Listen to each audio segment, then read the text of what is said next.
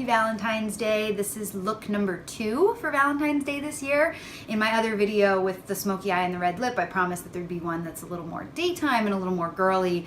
This is also just so me. This is like the epitome of me. Anyone who knows me knows that I love pink and sparkle, and this was just, this was such a fun look to create, and it feels very Valentine's Day, not as traditional. Usually, you know, it's all about the red lip, red hearts, red dresses, red everything, but pink deserves some love too.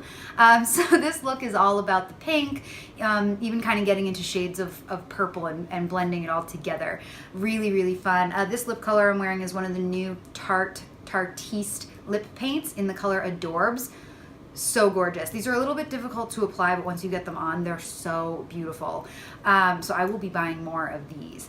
And I really had fun creating this look, and for me this is super Valentine's Day, and it's definitely appropriate for going out with, you know, your girlfriends or out during the daytime.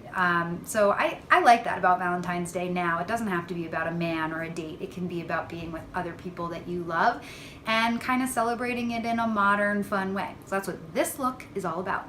I hope you enjoyed, and come back soon. Like, subscribe, share, and I'll talk to you soon. Bye. Okay, love, so to start, we want to prime the face, and we're going to use, love this stuff. The Marc Jacobs Coconut Primer is so hydrating, so if you're having a dry, dull skin day, definitely start with this stuff. It's incredible. Then we're going to color correct a little bit, and we're going to use the Becca Color Correcting Backlight Concealers. First, peach under the eyes, because that will conceal any dark circles and counteract that dark pigmentation. So I'm really focusing on that inner corner area where the dark circle tends to start and be most concentrated, and then kind of blending it out. Doing the other side, same thing. This won't necessarily counteract puffiness. I'll talk about a product for that in a skincare video coming up soon, but for darkness, this is your secret. And then to counteract any redness, you want to go in with the green. I think she actually calls this color pistachio on the actual product. But any green color corrector will counteract redness. So I tend to get it between the brows, a little bit on the top of the lids, definitely the broken red veins around the edges of my nose. Hello, I'm Italian. It's part of our suffering. The base of the nose, down on the chin as well. I have a lot of redness on the chin. Some of these areas are very hormonal, and that's kind of what contributes to women having redness there. And then I also kind of brought it up on the cheeks today because given how much pink we're going to use in this look, I didn't want any pink to come through on the foundation and muddy the overall color scheme. For foundation, we're going to use the Born This Way foundation by Too Faced, which is so gorgeous. I don't think I've used it in a tutorial yet, but it's one of my everyday favorites. So if you want something that looks natural, is fairly dewy on the skin, and kind of just good for everyday wear, not too heavy, this is a great option. And I'm using the It Velvet Foundation brush. This is my favorite brush lately. I haven't been using my Sigma Kabuki or any others. This is kind of my fave right now, and as always, I'll link it down below for anyone interested. And given the outfit I'm wearing with this look, because it's kind of intended for a special occasion and it's off the shoulder, I brought my foundation down my neck and onto the décolleté area to smooth all of that out. Next, to conceal, I'm using 2 shades of Urban Decay's Naked Concealer. This is, again, one of my faves. I'm using the color that matches my skin tone just to cover up any last little blemishes, some of my freckles, because again, with going in with such a bold pink look, I want the skin and the rest of the color palette of the face to be flawless. And then with a lighter color, I believe it's medium light neutral, I'm doing under the eyes, center of the forehead, Cupid's bow, center of the chin, all the areas that we would want to highlight. And then I'm going to blend all of that out with a damp Real Techniques sponge. Keeping the foundation nice and dewy, this is a great way to absorb any extra product, but not sacrifice that nice dewy finish that we got from the foundation. So if you're a fan of the dewy look, then blending out with a beauty blender or a sponge is probably better than a brush. Next, we're going to set the under eye area using the Marc Jacobs Instamark filters. These are my favorite for setting under the eye, and this color yellow just matches my skin the best, so you guys are going to see this product all the time because it's my day-to-day go-to. I also set the lids before we do any shadow to prevent any creasing with the concealer, and all those areas that we highlighted, we're going to reinforce with some of the powder as well. Flawless! Next up, to contour, we're going to use the Smashbox Contour Stick Trio set, and I'm going to use this cream pencil set to do the entire face, which I don't always do, but again, in the spirit of keeping this look looking really soft and dewy and creamy, I wanted to use this instead of any sort of powder for contouring. So you do the angles above the hollows of the cheeks going up onto the cheekbone, the temples across the very top of the forehead where the hairline is, and then I'm doing the nose. You can see I'm doing a really narrow contour on the nose today because it's just the look I was feeling. And then base of the chin and chiseling out the edge of the jawline. So hooking around the back of the jaw and then right underneath your jawline.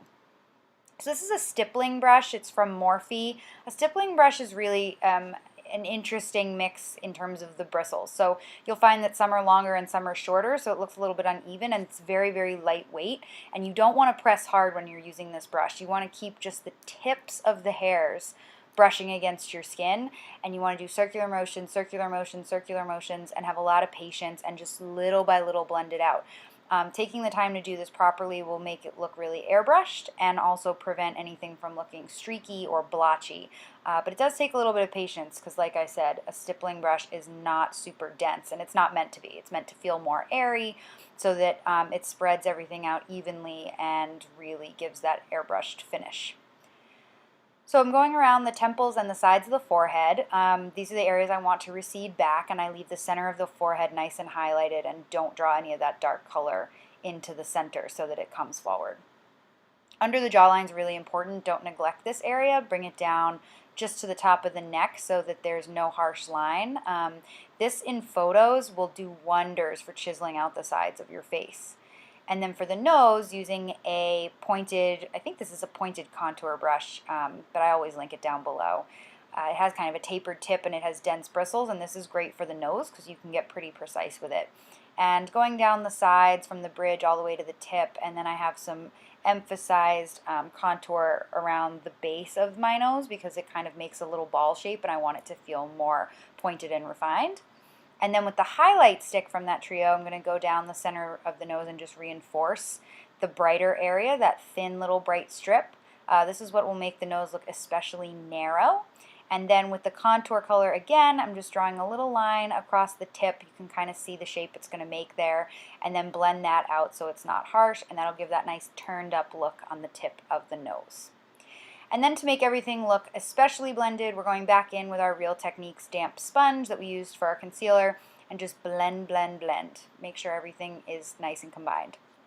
Next, we're going to do a little baking. So with the Cover FX illuminating powder and a very chiseled straight cut brush from Morphe, we're just going to kind of put this in under our contour and in toward the mouth. We're not going to let it bake for very long. Baking as a technique basically just heavily sets any cream products using a setting powder that you let sit on the face. That's the baking part. You can see it kind of looks like flour. I'm pretty sure that's how it got its name. And then with a large powder brush from Sigma, I'm just going to buff this all out. We didn't leave it on for very long, but there are baking techniques where you leave the powder on for the entire process of doing your makeup, and then you look super matte. All done. Next, we're going to start with the eyes. So this is a random Z palette that I've put together, but we're going to use MAC Soft Brown and then that pink lilac shade, which is a shade from Morphe. I don't know the name of it off the top of my head, but I will make sure to link it below. And with a Sigma blending brush, we're going to go in with that soft brown color from MAC and just blend this back and forth across the crease using windshield wiper motions and circular motions, a combination of the two. This will be our transition shade, and it's a really warm, really pretty brown that'll blend well with pinks. And then I decided to add in a little bit of this gray shade. This is also a MAC shadow, and again, I'm blanking on the name, but I will link it. This is kind of, it's a gray that has a little bit of like purple undertone, so it'll actually blend really well between the warm brown and then the really pinks and purples that we're going to put on the eye in the next step. So put this across in the crease and then blend, blend, blend, blend, blend back and forth so that there's no harsh division between that second color that we added and the original transition shade. So now one of the stars of the show, this is with a more pointed shadow brush, not a fluffy blending brush, so we can get a little more precise. And we're going to apply that Morphe kind of lilac-y shade in the outer corner, creating a bit of a winged out V, and then blend it into the crease toward the inner corner. So this is not going to be a very dark or smoky eye. It's going to be really vibrant and colorful. Next, with a MAC shadow, one of their really iridescent special edition shadows, it's kind of got this iridescent light whitish pink look. Really picks up the colors beautifully in the light. I don't know if it's going to come through perfectly on camera, but if you saw the shadow in person, you'd know what I mean. It's like fairy godmother. So with a flat shadow brush, we're just going to put this all over the lid, and you can also spray the brush with a little bit of Fix Plus to make sure you're getting the best sparkle payoff out of the iridescence in the shadow. So the entire lid all the way up to the crease, and then I went back in with some of that lilac shade on the outer corner just to kind of bring it all together.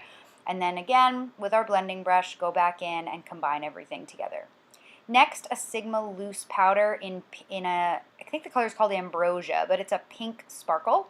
We're going to take some Too Faced glitter glue and put that on the lid, and then coat the center of the lid with the loose shimmer. So the iridescent color from MAC that's underneath will give this like really gorgeous glow from within, and then putting this pink shimmer just on the center of the lid where the eyeball is most rounded behind the lid will really give a round open eye look. Now to do our winged liner, we're going to use Kat Von D's ink. I think this is the tattoo liquid liner, not the ink liner. But again, I will link it below. And this is in the color Trooper, which is the same as black, and it has such a great felt tapered tip. You can really get precise on the inner corner and then keep as close to the lash line as you possibly can. I'm sorry, I'm kind of going out of frame here because I had to get close to the mirror to be precise. And then start to wing it out on the outer edge. So to do a wing, you really just want to follow your natural lash line from your the bottom lash line where it meets the corner of your eye, and kind of angle it up toward where the end of your brow will be when you fill them in. Sometimes people find it helpful to do their brows first so that they know where the end point is that they're aiming towards with their wing. I kind of know where it's going to end, so that's why I can do the liner first. But if you find it helpful to do your brows first, then you do you. So again, with the other eye, just really carefully doing a very, very fine liner on the inner corner, and then it can get a little bit thicker as you go into the wing in the outer corner. And just take your time, small strokes. You don't have to get the whole thing in one swipe. Next, another dark gray shadow. I'm so sorry, guys. I don't know what shadow this is, but any like dark gray will do. I don't recommend black because it's a little bit harsh on the bottom lash line for this look because it's not super smoky, but any dark gray will work great. So once you've put that dark gray more concentrated in the outer corner and then faded it toward the inner corner, I am also going to go over it with some of that lilac shade to bring the pink tones down onto the lower lash line. This will just open up the eye even more and help bring the whole look together so it's not too harsh. And then, to emphasize that openness that we're going for, we're going to use a cream colored eyeliner. This is the Smashbox Always Sharp Kohl liner, and I think the color's Bone, but anyway, any creamy liner will do. And we're just going to line the waterline, and this will give the eyes a really bright appearance. Next, with some mascara. You guys, anyone who's watching my videos knows I only use this mascara. I know it's from the drugstore, but it's the best. CoverGirl Lash Blast Volume Mascara, not the waterproof. The waterproof is not as good. And then we're going to use some false lashes. So for my falsies, this is a brand called Elite Lashes, also from the drugstore. I have a lot of really expensive lashes, but the shape of these are so flirty and beautiful that I love them. Next, we're going to go in and do the bottom lashes with a coat of mascara. I love turning the brush vertically to do these because you can get really precise without kind of catching your skin or making a hot mess. If you ever do get mascara on your skin though, let it dry and then flake it off with a Q-tip and it should come right off. Next, for an inner corner highlight, this is the LA Girl Gel Liner Pencil in the color Champagne. We're not doing a super dramatic inner corner highlight here, but just a little pop to, again, emphasize the openness. For brows, I'm obsessed with this pencil. It's the Hourglass Arch Definer, and it's very angular tip. This is in the color Blonde. It's actually a pretty dark pencil for blonde, but it works for me because my roots are dark and the rest of my hair is a pretty ashy blonde color. They have a great range of colors for blonde and like dirty brown hair. So if you have ever had trouble kind of matching the perfect color for your brow pencil, I would give Hourglass a look. They're not a brand you'd first think of for brows. Most people go to Anastasia, and her products are amazing, but her color range is a little bit limited. So I just brush it out with the spoolie after I have the shape that I'm going for. I particularly try to fill in the front and then kind of wing out the end so that it meets the edge of my eye in a better shape, and then set the whole thing with Benefit Gimme Brow in the color Light Medium. This will set the hairs and also thicken them. Another good tip when you're doing your brows, I mean, we all mess up sometimes, or sometimes your hair just doesn't want to cooperate and you're not getting the exact shape you want. It's okay, just take a little angled eye brush, a really narrow one, and some of your concealer that matches your skin and clean it up. And voila, the other brow is done. Next, blush, the Urban Decay Gwen palette. I'm going to use this pink blush called Cherry. I've raved about this palette. It's so beautiful. You can see how easily these colors go on, and they're very pigmented, so you only need a little bit on your brush. Gorgeous. And then to highlight, we're going to use Becca's Pressed Skin Perfector. This is Champagne Pop by Jaclyn Hill. This peachy, not pink, but definitely peachy highlight shade was perfect for this look given how much pink and sparkle we have in it. So you want to do from the tops of the apples of your cheeks up your cheekbones up toward your temples, and then down the nose, the cupid's bow, the chin, and then taking a little pencil brush, just do your brow bone right under your brows, and that will even add to the openness of the eye. Ah, the star of the show, the new Tarte's lip paint in Adorbs. This is a really interesting line of liquid lipsticks, I have to say. They don't dry matte, and they don't dry dry, where they're not going to kiss off. These stay fairly wet on your lips, but they're not as shiny like a lipstick or a gloss. They're matte, but they're wet. It's a really interesting formula, but the colors are so great and so pigmented that you have to kind of forgive the formula and just learn how to work with it, because this payoff is incredible. I'm definitely going to be buying more of these. I have So Fetch, which is a little more coral, and then this Adorbs color in bright pink, and they're both really gorgeous. So more news to come on these new Tarte lip paints. Same with as we did with the brows, we're going to do with the lips. If you have any areas that get a little bit messed up, just take that brush and some concealer and clean it up. And because you're going to be going out and drinking and eating with your girlfriends and you want your lips to stay put, I recommend this Ciaté Kiss Play Stay product. It looks like a liquid with a little nail polish brush, but if you put this on your lips, it'll tingle, dry, and that stuff will stay. It's like a sealant for your lips. So if you ever have a color you don't want to kiss off, just use that. Finally, we're going to set with some makeup setting spray by Urban Decay, and we are all set. I hope you guys had fun watching. I love this look. Happy Valentine's Day. Oh, just checking my teeth. And I hope you guys have a great weekend. Talk to you soon. Bye.